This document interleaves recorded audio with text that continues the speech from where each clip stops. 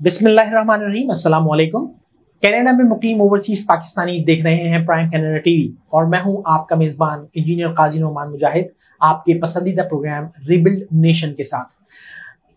नाज़रीन, रिसेंटली पाकिस्तान का 2021-22 का बजट पेश किया गया और आज हमने बहुत सोचते हुए कि ऑल्दो तमाम टीवी चैनल्स पर और हर जगह उसी की बाज़गश्त सुनाई देती है और उसी की डिस्कशन चल रही है, तो हमने बहुत सोचते हुए कि उस पर डिस्कशन करनी चाहिए नहीं करना चाहिए, हमने फैसला किया कि जी बिल्कुल करना चाहिए। कुछ ऐसी चीज़ें हैं जिनको हाईलाइट करना चाहिए, उनके सॉल्यूशंस के बारे में जानना चाहिए। तो आज इसी हवाले से हमने अपने प्रोग्राम में बजट को मौजूद बहस बनाया है और आज हमारे साथ हमारे बहुत ही अहम मेहमान यहाँ पर मौजूद हैं जो अपनी एक्सपर्टीज़ की वजह से और उसकी रोशनी में हमें कुछ बेहतर चीज़ें और बेहतर मालूमात फराहम करेंगे इस बजट के हवाले से। हम अपने प्रोग्राम में वेलकम करते हैं जनाब मुजीबुर रहमान साहब को। मुजीबुर रहमान साहब एक सोशियो इकोनॉमिक एनालिस्ट हैं और इसके साथ साथ कंज्यूमर्स एसोसिएशन ऑफ पाकिस्तान के जनरल सेक्रेटरी भी हैं। आपको अपने प्रोग्राम में वेलकम कहते हैं। बहुत शुक्रिया नोमान मुजाहिद साहब, आपने मुझे इनवाइट किया। मैं शुक्रगुजार हूँ आपका भी और आपके अपने देखने वालों का भी। सर, बजट के हवाले से बातें हो रही हैं कि बजट में कुछ इस तरह की हिडन टैक्सेस वगैरह लगाए गए हैं जो कि आम आवाम को नज़र नहीं आए हैं और ये अगर इस पर ध्यान ना दिया गया तो लोगों को शायद अंदाज़ा भी नहीं होगा और महंगाई के ऊपर बहुत बड़ा इम्पैक्ट आएगा। इस हवाले से क्या आप ये समझते हैं कि ये जो वाइब्स हैं, ये न्यूज़ हैं, ये गलत हैं या सही हैं, और अगर हैं तो वो क्या हैं, उनकी ज़रा हमसे डिटेल में इनसाइट शेयर। बहुत शुक्रिया, आपने मुझे आदाद शुमार पेश करने का मौका दिया। देखिए, हमारा जो इस वक्त मौजूदा बजट है 2021-2022, ये 8,487 अरब पे मुहित है। इसका आउटले जो है 8,487 अरब पे मुहित है। ठीक है, मैं समझता हूँ मौजूदा हालात में इससे बेहतर बजट पेश नहीं किया जा सकता था। अच्छा, वो मैं आपको बताऊंगा वो किस तरह, क्योंकि हम 38,000 अरब यानी 239 बिलियन US डॉलर के मखलूक हैं। 25,555 का हमारे बिलियन रुपीस का कर्जा है जो कि 161 अरब US डॉलर बनता है। ये कमर तोड़ देने वाला अखराजात है। अब इसको compete करने के लिए, और हम देखेंगे कि इतने जो 8487 रखे गए हैं उसके बावजूद हमारा जो GDP का जो रेशो है वो 87% पहुँच गया। 87%, जबकि अकॉर्डिंग टू इकोनॉमिक हालात या yardstick it should be not more than 60%। हमारा 87% से भी एक्सीड कर गया और हमारा बजट डेफिसिट 6.39% होगा बजट डेफिसिट, जो कि 3.42 ट्रिलियन है। तो इस हालात में जबकि हमारी मईशत है वो वेंटिलेटर पे है, तो मैं समझता हूँ इससे बेहतर नहीं किया जा सकता, क्योंकि जाहिर है इतना बड़ा खर्चा, हमारे सरहदी जो दुश्मन है बाहर का वो भी हमें परेशान कर रहा है, इंटरनल मामलात हैं वो भी ख़राब, बिजली का बहरान है, क्योंकि 70-75 बरस में जो भी कुछ हुआ। अच्छा, मैं खता कलामी की माफी, मैं मतलब आप ये कह रहे हैं कि ये एक अच्छा बजट पेश किया गया है गवर्नमेंट की तरफ से? मुनासिब अच्छा नहीं, ठीक है, अच्छा नहीं है, मुनासिब है। अच्छा, यानी इससे बेहतर बजट पेश हो नहीं सकता मौजूदा हालात बिल्कुल ठीक है। अच्छा, चूंकि ये जो जब ये टर्म्स यूज हो जाती हैं, GDP आ गया, डेफिसिट की बात हो गई और फिर ये परसेंटेज में, और जब ये बिलियंस और ट्रिलियंस की बात होती है ना, ये आम आवाम की समझ में नहीं आती जी। आम आवाम तो ये जानता है कि जी मुझे एक रोटी या एक वक्त का खाना कितने का पड़ रहा है, क्या मैं तीन टाइम की रोटी या एक हफ्ते का राशन अफोर्ड कर सकूंगा या नहीं। आम आदमी के लिए ये चीज मैटर करती है, ठीक है। और जो इसका भी नहीं सोच पाते वो तो खैर उनको तो इस न्यूज से भी कोई लेना देना नहीं, क्योंकि बजट पेश हुआ है, क्योंकि वो एक ऐसा तबका है जो कि हमेशा से सर्वाइवल की जंग लड़ता चला आ रहा है और अल्लाह ना करे कि वो आगे लड़ता ही रहेगा। तो मैं चाहता हूं कि आप थोड़ी सी जरा सलीस जबान ये चीजें, ताकि जो हमारे नाजरीन जो देख रहे हैं, जो कि जिनका ताल्लुक इकोनॉमिक्स से नहीं है या जिन्होंने कॉमर्स के हवाले से या जो इतनी ज्यादा इंसाइट्स नहीं रखते, उनको भी ये बातें सब थोड़ी सी समझ में आ सके। बदकिस्मती से हमारे मुल्क की मोर देन 65% जो आबादी है वो बिलो पॉवर्टी लेवल रह रही है। यानी इसका मतलब ये हुआ कि $1.25 डेली कमा रही है। 1.25 ये लेवल है, ये $1.25 पर डे कमा रही है। बहुत ही मतलब ये अच्छी बात नहीं। मकसद ये कि इतनी पॉवर्टी लेवल है, इतना, और पिछले जो है ना लोग डेवलपमेंट का काम हुआ ही नहीं। ये चीज तकसीम करेंगे ना तो एवरेज आएगी $1.25 पर डे। और ये बहुत ही यानी कि अलार्मिंग एज है। ठीक है। तो लिहाजा ये हमारे, दूसरी बात ये कि हमें 10 लाख घर हर साल चाहिए और नहीं होते। 10 करोड़ आवाम स्कूल ही नहीं गए। 5 लाख बच्चे 5 साल की उम्र ही को नहीं पहुंचते और मेल न्यूट्रिशन की वजह से मर जाते। 239 से बच्चे 500, ये तो गवर्नमेंट का है, अबाउट 500 खवातीन जो 1 लाख में से वही प्रेगनेंसी के टाइम खत्म हो जाती। क्यों? उनके पास मेल न्यूट्रिशन है, तो जिसकी वजह से इतनी गुर्बत है। अब इस गुर्बत के प्रोग्राम के लिए किसी भी गवर्नमेंट ने, पिछली अगली ने कोई काम। अच्छा सर, मेरे प्रोग्राम की जो अप्रोच होती है ना, वो होती है कि हम चूंकि कौम को तामीर करने की बात करें, नए सिरे से तामीर करने की बात करें, हमारे प्रोग्राम का जो नाम है वो है रिबिल्ड नेशन। सो रिबिल्ड नेशन में मैं ये चाहता हूं कि हम प्रॉब्लम्स तो हम डिस्कस करते ही रहते हैं। हम जाने कितनी दहाइयों से हम प्रॉब्लम्स को डिस्कस करते चले आ रहे हैं। जब हुकूमत आती है तो हुकूमत भी आके पुरानी हुकूमतों की कोताहियों को गिनवाते 5 साल गुजार देती है। मैं चाहता हूं कि हम इसका सोल्यूशन जो है, चूंकि आप एक सोशो इकोनॉमिक एनालिस्ट हैं, so I would love to listen some solutions from your side, कि कोई तो है जो आपको कुछ चले डायरेक्शंस तो बता रहा है कि अगर सुनने वाले जो लोग हैं या हुकूमत वक्त को अगर आपकी ये जो आप अपनी इनसाइट्स शेयर कर रहे हैं उन तक पहुंचती हैं, तो शायद वो इनसे कुछ गेट कर सकें और शायद उसको अपनी पॉलिसीज में शामिल कर सकें। तो मैं चाहूंगा कि क्या हो रहा है ये तो हम सुनते चले आ रहे हैं कि हमारे यहाँ तालीम का लेवल भी नहीं है, हमारे यहाँ जॉब्स भी नहीं है, हमारे यहाँ घर भी नहीं है, हम इतने कर्जों में चलते चले जा रहे हैं। लेकिन अगर मैं माजी पे एक नजर डालता हूँ तो ऐसा 2-3 दफा हुआ है कि इतना ही कर्जा था और वो जीरो हो गया। तो उस वक्त ऐसा कौन सा अलादीन का चिराग आ गया था, ऐसा क्या रगड़ा गया था कि वो कर्जे एकदम खत्म हो गए, फिर अचानक से वो अरबों खरबों और जो है मतलब अनगिनत लेवल तक पहुंच गए। सर वो हमें अपॉर्चुनिटीज मिली। ठीक है, मैं आप छोटी सी आपकी बात की जरा मजीद इंटरनल में जाऊँ कि 347 कब्र मसीह प्लेटो का दौर, ठीक है, जिसको अफलातून कहते हैं जी, उसने सबसे पहली जो दर्स का बनाई एकेडमी और सबसे पहली जो किताब लिखी रिपब्लिक, ठीक है, दुनिया की पहली किताब रिपब्लिक।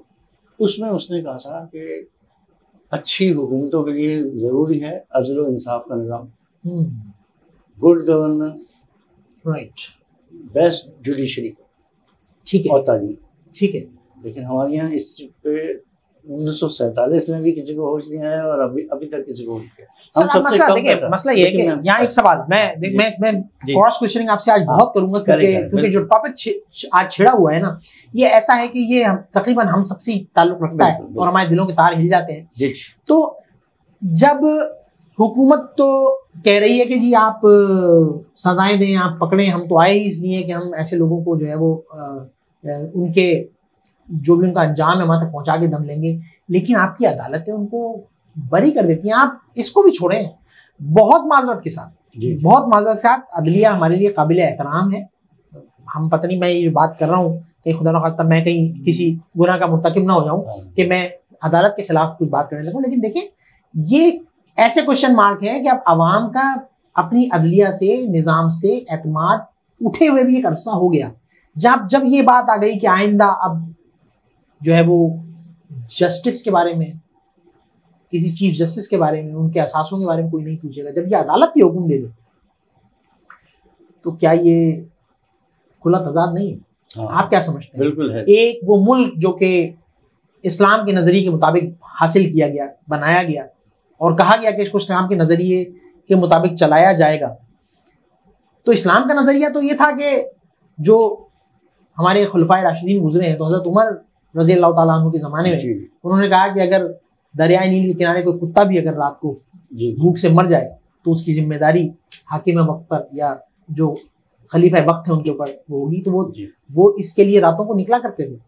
लेकिन आज अगर ये फैसला करने वाला, ये इंसाफ करने वाला अगर ये कह रहा है कि जी मुझसे मेरे असाज़ों के बारे में नहीं पूछा जाएगा, तो फिर हम कैसे हुकूमत वक्त से कह सकते हैं कि वो एक अदल इंसाफ का दौर लेके आए? वो अपनी तरफ से सिर्फ एक कोशिश ही कर सकती है, लेकिन जब एक अदालत ही हुक्म पास कर देती है तो इसका मतलब चीफ जस्टिस और जो अदलिया का निज़ाम है वो तो अब इससे बरी जिम्मा हो गया, इससे बिल्कुल अलग हो गया, एक्सेप्शन मिल गई उसको। जी बिल्कुल सही कह तो फिर आप अदल इंसाफ कैसे लाएंगे?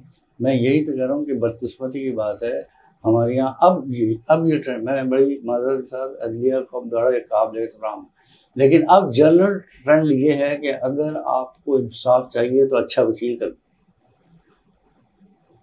बट वो इंसाफ तो नहीं हुआ। बस आप इसको कुछ भी कह लें, मैं मतलब अगर मुझे अपने हक में फैसला चाहिए तो मैं एक अच्छा वकील कर लूं, और अच्छा वकील का मतलब ये है कि वही रिश्वत, वही करप्शन, कि जिसको जितनी ज्यादा फीस है वो उतना गारंटीड होगा, क्योंकि शायद वो ताल्लुकात और वो तमाम चीजें जो हैं वो ऊपर तक काम करेंगी और मेरे हक में फैसला आ करती हैं। तो फिर ये अदल इंसाफ तो नहीं हुआ। करती हैं, करती। आपने देखा, अगर आप सर मेरा तो मैं तो आज इसलिए आपको मैं बार बार इसीलिए तो इंटरप्ट कर रहा हूँ, और आपसे ज्यादा आप मेहमान है हमारे, लेकिन आज से ज्यादा मैं कह रहा हूँ इसलिए मेमोराइज करता हूँ आपको। कब? ज़िया-उल-हक का दौर जी, इस्लामी निज़ाम था जब हमारे पास, अदाकारा शबनम के साथ इस्लामी निज़ाम तो सर मेरा नहीं ख्याल कि अदाकारा शबनम के साथ कितना हुआ खराब, सबके इल्म में गैंग रेप हुआ, उनके लोगों को सजाए मौत दी गई, लोगों ने सर ज़फरुल्लाह को पकड़ लिया, ठीक है, उन्होंने छुड़वा दिया। नजरिया तो इसका मतलब निज़ाम तो कभी भी ना आया ना। इस्लामी निज़ाम तो ये कहता है कि आप सजाएं दें और ऐसी सजाएं दें कि जो लोगों के लिए जो है वो इबरत का निशान बन जाए। उसके जितने भी मुजरिम थे सब छुट गए, क्योंकि ज़फरुल्लाह साहब का सानी कोई नहीं है। ज़फरुल्लाह साहब, उन्हीं के बेटे सर ज़फरुल्लाह भी फिर मौजूद है इस गवर्नमेंट में। अच्छा, हम वापस अपने टॉपिक की तरफ आते हैं। तो अब आप ये बताइए कि जो बजट है इसमें कुछ हिडन टैक्सेस की बात हुई। हाँ, वो क्या है? वो वजह ये है, देखें, इनडायरेक्ट टैक्सेस लगाते हैं, ठीक है, क्योंकि इस दफा रिकॉर्ड टैक्सेस रिकवरी हुई है, रिकॉर्ड 4,732 अरब, ठीक है, के टैक्स रेवेन्यू इकट्ठा। ये first time in history of FBI, ठीक है, लेकिन ये 20 से 25% आबादी को कवर कर रहा है, बाकी आबादी क्यों नहीं दे रही, ठीक है, बाकी आबादी मतलब बेहतरी जब आएगी जब हर आदमी अपने घर का हिस्सा डालेगा। एक घर में 8, 10, 15, 20 या 6, 8 लोग हों और वो कमाएं और वो अपना कानून बनाना, जी, कानून बनाना असेंबलीज का काम है, लेकिन अगर कानून बनाने वाले जी वो लोग होंगे जो हर गवर्नमेंट का हिस्सा होते हैं, इसलिए नहीं कि उनकी कोई वफादारी होती है, वफादारी तो उनकी किसी से नहीं जी, मेरे अपने जाती ख्याल में, लेकिन वो हुकूमत का हिस्सा इसलिए होते हैं कि वो अपने लिए निज़ाम को अपने हिसाब से टेढ़ा आड़ा कर सकें, जिसमें उनका जो उनके जो मकासद हैं वो हासिल होते रहें, जो उनके मकासद जी। तो वो जब असेंबली में हिस्सा होते हैं, असेंबलियों का पार्ट होते हैं, तो कानून कैसे बनेगा? इसीलिए शायद कानून हमारा जो है वो गलत कामों के लिए आसान तरीन है, और जो आसान सीधे काम है उनमें वो कानून आड़े आ जाता है। उसको इस्तेमाल करते हुए लोग उसको अब्यूज करते हुए ब्लैकमेलिंग करते हैं, करप्शन करते हैं। मोम की नाक होती है, मोम की नाक जिधर जाए टेढ़ी कर लो, कर लो। तो ये वजह क्या है? इदारे मजबूत नहीं है हमारे, ठीक है, इदारे मजबूत नहीं है, ठीक है। आप ये देखें, कौमी असेंबली का, सेनेट का जो रवैया होना चाहिए वो कहाँ अच्छा, ये एक ऐसा साइड बन गया। वो लोग जो आ रहे हैं वो हमारे वोट से आ रहे हैं, वो वोट जो है उनमें भी एक मसला है, वो वोट जो है होता किसी का है और डल जाता है। ये वो मैं आज खुल के इसलिए बोल रहा हूँ कि ये वो ये वो बर्निंग इश्यूज हैं, ये ये वो बर्निंग इश्यूज हैं। ये मैं कहता हूँ कि वो कड़वे सच हैं जिन्हें बोल देना चाहिए, इसलिए कि अब नहीं तो कब, हम कब इस निज़ाम को सीधा कर पाएंगे, क्योंकि हर चीज दूसरे से बंधी हुई है और एक साइकिल बन गया है कि एक चीज को सीधा करने लगे तो उसके लिए पहली शर्त आ जाती है कि पहले उस सिस्टम को ठीक करो, उस सिस्टम में जाते हैं तो फिर आता है कि फला सिस्टम को ठीक करो। तो सिस्टम इतनी तरह बुरी तरह से गड़बड़ हो चुके हैं कि उनको ठीक करना शायद इख्तियारी नहीं। बहरहाल हम वापस अपने टॉपिक की तरफ आते हैं एक दफा फिर कि टैक्सेस जो है, ये इनडायरेक्ट टैक्सेस जो आपने कहे, हिडन टैक्सेस। कौन सी टैक्सेस? अब हिडन टैक्सेस ये हैं कि मैंने एक दफा पहले भी एक फोरम पे इंडिकेट किया था, तो दुनिया में कहीं पे भी यूटिलिटीज पे इतने टैक्सेस नहीं लगे जो पाकिस्तान में लगे हुए। ठीक है, यूटिलिटीज पे। ठीक है, आप अपना वो बैलेंस बनवाते हैं 25 रुपए तो वैसे कर दो, लेकिन अब तो खत्म कर दिए गए गालिबन, नहीं होते। आप देखें अभी भी कम होता है, वो हिडन टैक्स है, सब छुपे हुए हैं। ठीक है, हाँ वो हो रहा है। पेट्रोल पे लेवी है, वो करो। मैं आपको बता रहा हूँ कि जो ईस्ट पाकिस्तान 1969 में, ये वही तहकीक है, 1969 में सैलाब आया था और 1969 में सैलाब फंड कायम किया था गवर्नमेंट ऑफ पाकिस्तान ने, या खान का जमाना। बिल्कुल ठीक है। 2 रुपए सैलाब फंड में शामिल किए गए थे, 2 रुपए। ठीक है, वो आज तक दे रहे हैं, आज तक शामिल है 2 रुपए। अच्छा, हाँ, मैंने एक दफा एक फोरम पे इंडिकेट किया, चैलेंज किया मिनिस्ट्री ऑफ फाइनेंस को कि भाई ये इस पाकिस्तान, यानी हर शख्स, मेरे और आपके टैक्स में 2 रुपए जो है वो सैलाब फंड के आज तक कट रहे हैं। तो मैंने उनको बताया एक फोरम पे, मैंने लोगों को, तो उन्होंने कहा हम शामिल तो कर सकते हैं। ये तो बड़ी निकालना हमारे, तो आपने, अच्छा ये आप पूरी जिम्मेदारी के साथ वाली बात कर रहे हैं। अच्छा, मैं चाहूंगा कि आप इस तरह के और जो हैं आप उनको हाईलाइट करें। ये तो फिर ऐसी चीज है, क्योंकि उसके साथ साथ फिर एक क्वेश्चन और भी आता है कि आप तो कंज्यूमर एसोसिएशन ऑफ पाकिस्तान के जनरल सेक्रेटरी भी हैं, सो वहां तो ये बीइंग अ कंज्यूमर एक क्वेश्चन रेज हो जाता है। कंज्यूमर के मुफाद में ही तो काम कर रहा हूँ जी, ठीक है, मैं कंज्यूमर के मुफाद में। बिल्कुल ठीक है। अब जैसे मैं मिसाल के तौर पे आपसे बात करूंगा कि ये लेवी किया गया पेट्रोल पे बढ़ाते रहते हैं। अब पेट्रोल की वजह से सब पे टैक्स आ जाता है, इनडायरेक्ट टैक्स है। ये इनडायरेक्ट टैक्स पूरी कौम पे लागू कर दिया जाता है। इसी तरह बैलेंस का टैक्स पूरी कौम पे लागू किया। हालांकि उसूल ये होना चाहिए कि ये पेट्रोल आप जब कराची में उतरता है या जो भी कुछ करता है, तो कराची में ट्रांसपोर्टेशन और फ्रेट चार्जेस नहीं शामिल होने चाहिए। बिल्कुल ठीक है, कराची में तो, क्योंकि कराची में आप तो पेशावर से वाले से भी वही ले रहे हैं जो कराची वाले। बिल्कुल ठीक है। तो ये एक्स्ट्रा जो चोरी है, ये जो बढ़ोतरी है, ये कौन भुगत रही है पूरी? क्यों है? भाई मैं लाहौर में रहता हूँ, अगर मैं लाहौर में रहता हूँ तो मैं लाहौर तक का जो फ्रेट चार्जेस है ना, वो मुझसे लिए जाए पेट्रोल में। ठीक है, आप मुझसे तुरखम का भी चार्ज है ना, जो तुरखम बॉर्डर पे दे दी जाए तेल, उसके पैसे भी हम मुझसे कराची में ले रहे हैं, ठीक है, लाहौर में ले रहे हैं। ठीक है, क्यों? तो ये क्या है? ये सब चोरी है। मैं इसको यही तस्वीर, बट ये चोरी नहीं होना चाहिए। गवर्नमेंट के जिम्मे तो नहीं आती, गवर्नमेंट एडमिनिस्ट्रेशन कोई भी एडमिनिस्ट्रेशन। तो इसको कौन इसके लिए फैसला करेगा या कौन इसके लिए स्टेप ले सकता है? देखें, यहाँ पे जो ब्यूरोक्रेट्स हैं जी, ब्यूरोक्रेसी होती है ड्राइवर, जिसका इंजन होता है, इंजन, बाकी तो पहिए सारी सिस्टम को ब्यूरोक्रेसी ड्राइव कर रही है। तो जब ब्यूरोक्रेसी आप देखें, जब वो काम कर रही होती है, तो अगर वो सही काम कर रही होती तो ये मुल्क का हाल नहीं होता। ठीक है, मुझे साहब बड़ी आपकी बातें जो है ना वो सुन के मुझे पता नहीं लग रहा है कि मैं शायद प्रोग्राम, मुझे आपके साथ 2-3 प्रोग्राम करने पड़ेंगे, क्योंकि ये जो चीज़ है, ये तो ऐसी आपने चीज़ निकाली है, बाकी जिसका किसी बजट में कहीं जिक्र नहीं होता, ये वो चीज़ें हैं। अच्छा, तो इदारे इनको क्यों नज़रअंदाज किए हुए हैं, या इसको कौन ठीक करेगा, या ये कैसे ठीक होगा? ये जो चीज़ें आपने पॉइंट आउट की हैं, मुझे ये पता है कि आपने भी सिर्फ 2-3 चीजें बताई हैं और उसकी शायद लिस्ट है इस तरह जी। तो इस तरह की चीजों पे कौन सा इदारा या किस तरह से काम किया जाएगा, क्या करना चाहिए? हाँ, इसमें सर ये है कि लेजिस्लेशन वाले जो है ना, लेजिस्लेशन, उनको ठीक होना पड़ेगा। उनको आवाम को, अब उनको जो दिए जाते हैं डेवलपमेंट टैक्स दे दिए जाते, वो दे दिए जाते हैं फंड, ठीक है, वो उसमें लग जाते हैं, आवाम में मफाद गया पीछे और वो डेवलपमेंट फंड इस्तेमाल किया। किसी मुल्क में देखिए, बरतानिया की जो पार्लियामेंट है ना, मदर पार्लियामेंट कहलाती है, ठीक है, उनके लोगों का काम सिर्फ लेजिस्लेशन करना है, अवामी मफाद में लेजिस्लेशन।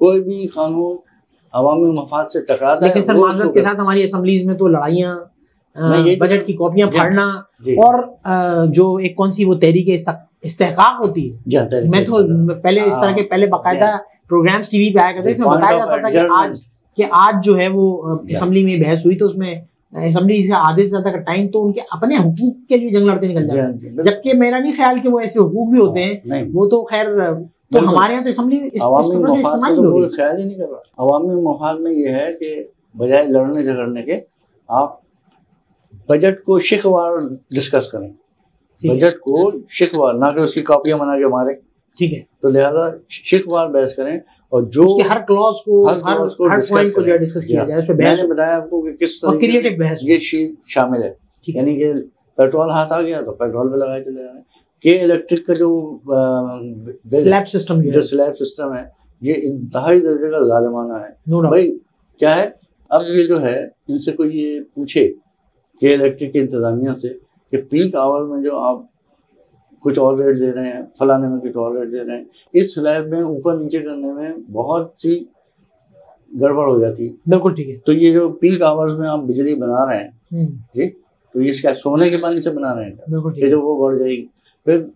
लेकिन सर देखिए, जो इसमें अभी हुकूमत ने तो मोनोपोली खत्म करने की बात की है के इलेक्ट्रिक की, और उस पर एक लगता है कि एक नाराजगी भी पैदा हो गई है के इलेक्ट्रिक और वफाकी गवर्नमेंट के दरमियान, और उस पर कुछ शायद कोई एक सर्द जंग जारी है।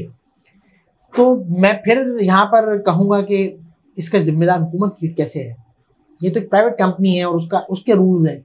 हाँ, लेकिन जो हमारे यहाँ जो हुकूमत ने जो बना रखे ना, पैमरा, नेगरा और वो ओगरा, मॉनिटरिंग अथॉरिटी जो बनाई, रेगुलेटरी अथॉरिटी जी, इनका काम है, वज़ीर-ए-आज़म का काम थोड़ी। बिल्कुल ठीक है, रेगुलेटरी अथॉरिटी को रखना चाहिए। तो इस तरह से गवर्नमेंट इसमें इनडायरेक्टली इन्वॉल्व है। जी बिल्कुल इस तरह है। तो मैं ये कह रहा था कि जो इनकी एक तो मोनोपोली पे कंट्रोल किया जाए, मोनोपोली खत्म की जाएगी, और डिस्ट्रीब्यूशन कंपनी होनी चाहिए। सर अगर आप देखते हैं, मैं क्योंकि मैं इन चीज़ों को खुद भी स्टडी करता हूँ, जब मैं खुद एक्सपीरियंस कर रहा होता हूँ इन प्रॉब्लम्स को, तो अगर आप देखें तो देखें हमारे यहाँ आप किस किस के ऊपर चेक एंड बैलेंस लगाएंगे? क्या 23 करोड़ आवाम के ऊपर, आपके हर आदमी के ऊपर एक पुलिस वाला या एक निगरान तो आप उसके ऊपर खड़ा नहीं कर सकते? क्योंकि आप अगर गौर करें तो आप ये देखें कि आप शायद इदारों को कंट्रोल कर लें तो आप ठेले वालों को कंट्रोल नहीं कर पाएंगे, आप सब्जी वालों को कंट्रोल नहीं कर पाएंगे, जिसका जो मर्जी आ रही है वो लिए चला जा रहा है। कोई ऐसा एक तरीका जिससे सबको एक शटअप कॉल मिल जाए और ये सिस्टम खुद ब खुद एक प्रॉपर गर्दिश में आए। देखिए, इख्तियारात जो है ऊपर से आते हैं नीचे, ठीक है, यानी नेशनल असेंबली, फिर सेनेट, तो सेनेट से अप्रूवल होती है। पहले नेशनल असेंबली में ये चीज़ें अवाम के मुखात की पेश की जाती हैं, बनाई जाती हैं, ठीक है, सेनेट से अप्रूव कराई जाती हैं, तो कानून बनता है, ठीक है। जब कानून बनता है तो जुडिशरी इन एक्शन होती है, और जुडिशरी, सर जुडिशरी के लिए तो माज़रत के साथ ये सारे वो जख्म है जो हरे हुए चले जा रहे हैं आपकी डिस्कशन के साथ साथ। देखिए, जुडिशरी तो 365 दिन में से टोटल 160 दिन काम करती है। अभी ये भी एक सवाल उठा है कि 365 दिन में से जुडिशरी तो सिर्फ 160 दिन के लिए फाल होती है, तो कैसे मुमकिन होगा कि वो 365 दिन क्यों? और जब हर मुकदमा इस तरह चलता हो कि तारीख पे तारीख, तो फिर कैसे आप समझते हैं कि सिस्टम बना देने के बाद, जुरिसडिक्शन ट्रांसफर करने के बाद भी जजेस की छुट्टियां है ना, ये ऐसे प्राइमरी के बच्चे थोड़ी नहीं कि उनको छुट्टियां दी जाएं, या स्कूल के बच्चे नहीं, ना कॉलेज सर कोई जो है वो मतलब तौहीन अदालत ना हो जाए। आप जिस तरह की बातें कर रहे हैं, मैं तो बहुत डरता हूँ, बहुत घबराता हूँ इन चीजों से, क्योंकि मैंने तो इस तरह की बातें सुनी रखी है। ऐसा ना हो कि हमें अदालत में बुलवा लिया जाए। बेहतरी की सजेशन तो दी जा सकती है, बिल्कुल ठीक है। मैं कोई I am not criticising judiciary, ठीक है, वो मेरे लिए बहुत काबिल एहतराम है और बहुत एहतराम है, लेकिन जमाने के हालात से देके, मतलब उसको देके हमारे पास ऐसी मिसालें मौजूद हैं कि जब कौमों के ऊपर बुरा वक्त आया तो कौमें ना सिर्फ यकजा हुई, मुत्तहिद हुई, बल्कि उन्होंने अपने अंदर से काली भेड़ों को निकाला और इस तरह के सिस्टम्स को वाइप आउट किया, और वो आज हमारे सामने हैं, मिसालें हैं जिनके लिए शायद कभी पहले हम मिसाल हुआ करते थे, आज वो दुनिया के लिए मिसाल बने हुए हैं। तो यकीनन पाकिस्तान में भी इस तरह का एक चेंज आना चाहिए, बिल्कुल आने वाला है। तो मैं इस पर पता नहीं आने वाला है, इसलिए कि जब इनकलाब फ्रांस और चाइना का इनकलाब और रूस का इनकलाब आया था, तो लोगों ने अपने आप को बंद गली में पाया जी। तो जब आप बिल्ली को बंद कर देंगे ना हर जगह से, तो वो फिर बहुत फ्यूरियस हो जाएगी, ठीक है। तो आवाम के हकूक हर तरह से पामाल होके और तमाम रास्ते जब बंद कर दिए हैं, तो फिर वो रेवोल्यूशन आता है। वो रेवोल्यूशन का जो इम्पैक्ट होता है वो सोसाइटी में बड़ा नेगेटिव होता है। एक्सट्रीमिज्म डेवलप होती है। आवाम के हवाले से हम अगर बात करें तो एक्सट्रीमिज्म, हम एक्सट्रीमिज्म की तरफ आप देखें ना, फैजाबाद बंद कर दिया, फैजाबाद बंद कर दिया, यहाँ की सड़कें बंद कर दी 2 मिनट में। ठीक है भाई सबसे ज्यादा पैसा जो है ना डिफेंस के बाद अगर होता है खर्च, तो वो तो इसका मतलब हर कोई अपनी जो एक हुदूद है, एक बाउंड्री, हर कोई उसको क्रॉस किया हुआ है जी, और उसको देखने वाला, उसको पकड़ने वाला कोई नहीं है, चाहे वो आवाम हो, तो चाहे वो कोई सियासी पार्टी हो, चाहे वो जो हुकूमती इदारे हों। इदारे जो है ना जी, इदारे कानून बनाते और कानून बना के कानून की इम्प्लीमेंटेशन एग्जीक्यूशन करती है, एग्जीक्यूटिव जो ठीक है, एग्जीक्यूटिव होते हैं, डिप्टी कमिश्नर, कमिश्नर, गवर्नर, ये एग्जीक्यूट करते हैं सारे। फिर एक ऐसा मामला, इस पे मैं मजीद 15 मिनट जाया कर दूंगा। अब मसला ये है कि अब उसका सिस्टम भी आपको पता है कि वो लोग जब करोड़ों रुपए देकर जी जब वो ओहदा लेते हैं जी, तो फिर अब हमारे उसकी रिकवरी, उसकी ROI जो है वो उनके लिए ज्यादा इंपॉर्टेंट होती है, ना कि मुल्क का निजाम बिल्कुल या आवाम के हुकूक। इसमें तो कोई शक। आज कल कोई इदारे में जो काम नहीं हो रहा, वजह क्या है कि लोग, ज्यादातर लोग, मैं सबको नहीं कहूँगा, ज्यादातर लोग पैसे दे के आए हैं। अब जब तक सारे वो अपने पैसे की रिकवरी नहीं करेगा, ROI जब तक वो रिकवरी नहीं करेगा, वो समझता है कि मैं यहाँ से हिलाया नहीं जा सकता, मैं हिलूंगा नहीं है।